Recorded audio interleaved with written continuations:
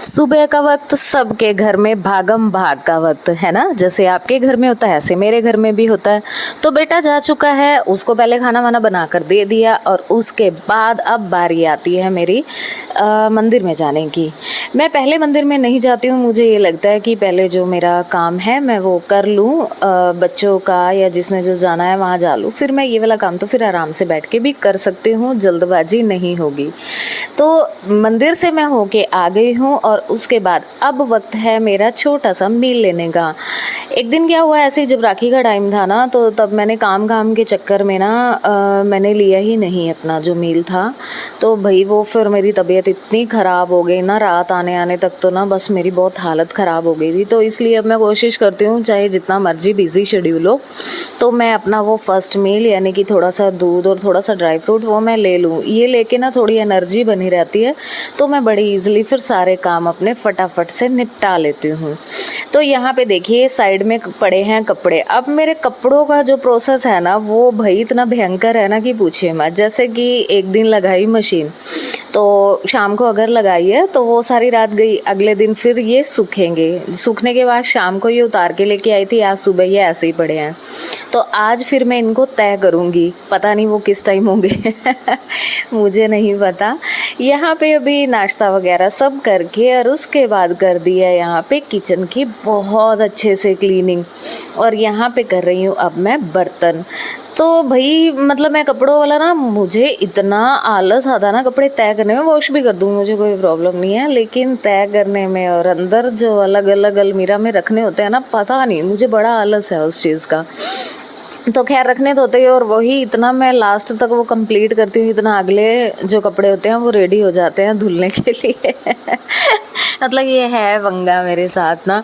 तो यहाँ पे भाई वो रोज़मर्रा के एज़ यूजुअल जैसे आप लोग करते हो, बर्तन वर्तन करके उसके बाद आज सब्जी मेरे पास दोपहर में रखी है, तो इसीलिए मुझे लगा मैं थोड़ी देर बाद भी गूंद सकती थी आटा, लेकिन वही बात होती है कि मैं रिस्क नहीं ले सकती, क्योंकि कब क्लाइंट किस वक्त आ जाए कुछ कह नहीं सकते। इसलिए जो काम निपटता है बस निपटा दो। अब यहाँ पे आज हमारे यहाँ कोई झांकी निकल रही थी। हाँ जी, यहाँ पे ना गुग्गा माड़ी है, वहाँ पे शिव भगवान को स्थापित किया गया है, तो उसकी वजह से ये यहाँ आज झांकी निकाली जा रही थी। अब हमारा घर है कॉर्नर पे, तो कॉर्नर पे घर होने का ये बड़ा फ़ायदा है कि कोई झांकी निकलती है कुछ भी है तो आप अपने घर के ऊपर खड़े होके देख सकते हो, यानी कि कहीं जाने की ज़रूरत है नहीं। तो बस मैं भी जैसे सुना ना आवाज़, तो मैं फिर आ गई थी 10 मिनट के लिए छत पे।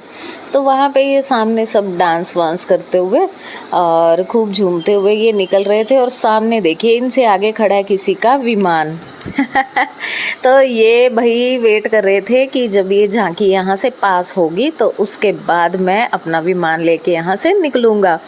तो भाई यहाँ पे वो वेट में भी खड़े थे और दूसरा भाई वो भी इंजॉय कर रहे थे। तो बस कुछ इस तरीके से मैं थोड़ी देर के लिए खड़ी हुई, लेकिन भाई गर्मी बहुत ज़्यादा सी थी यहाँ पे। मतलब भादों का जो महीना होता है ना, इस महीने में बारिश कब पड़ जाएगी कह नहीं सकते। एक साइड धूप पड़ रही है, एक साइड बारिश पड़ रही है, और जब बारिश चाहे जितनी मर्जी हो जाए, पर जब धूप निकलती है ना बहुत कड़ाके वाली निकलती है, बहुत गर्मी वाली धूप निकलती है। तो बस ऐसे ही है, थोड़ी देर मैं ऊपर ज़रूर खड़ी हुई, लेकिन भाई गर्मी एक्सट्रीम लेवल पे थी बहुत ज़्यादा। फिर बस जब सहन नहीं हुआ तो बस फिर मैं भाग आई नीचे वापस। नीचे आके फिर वही था कि चाय वाय बनाई। चाय बनाने के बाद अब आपको याद होगा मैंने ऑफ़र डाला था ब्राइड का मेकअप का, तो ये देखिए उसी के रिगार्डिंग ही आ गए थे क्लाइंट अपनी बुकिंग कराने के लिए। तो यहाँ पे हमने कर दी थी इनकी बुकिंग। यहाँ पे सब कुछ पूछ के स्किन चेक करके सब कुछ करके मतलब हमने इनका जो था वो डन कर दिया था। ये थे इनके ब्रदर, ये बात करने आए थे कि कैसे क्या क्या रहेगा। अब देखिए ये मैं बता रही थी ना आपको कपड़े, तो उसके बाद आकर फिर मैं समेटने लगी कपड़े।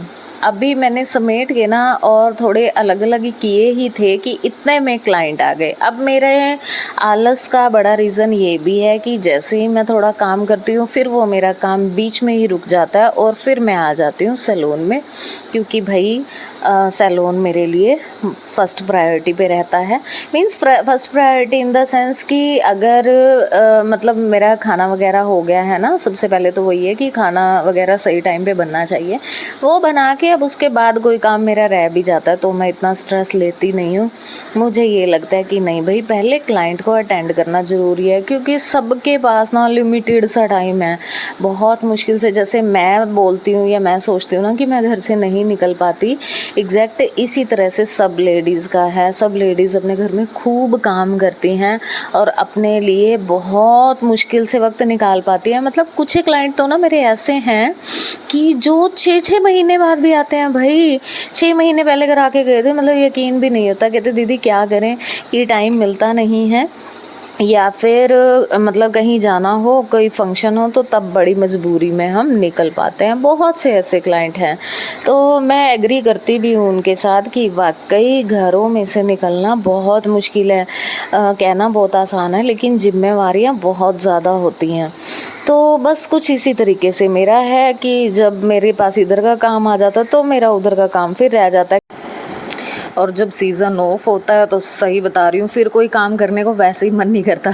यहाँ पे ना मुझे एक कहावत याद आती है, कहते हैं कि जब सीज़न होता है तो कहीं निकलने का टाइम नहीं है, और जब सीज़न ऑफ होता है तो भाई कहीं निकलने को मन ही नहीं करता। बस वही चीज़ है। तो अब वक्त हो गया था शाम का और यहाँ पे मुझे बनाना है सब्जी वगैरह सब, क्योंकि आज मैंने दोपहर को बनाया नहीं था। तो बस यहाँ पे छोटे वाले बैंगन थे तो बस उन्हीं को ही मैं फ्राई करके बनाने वाली थी।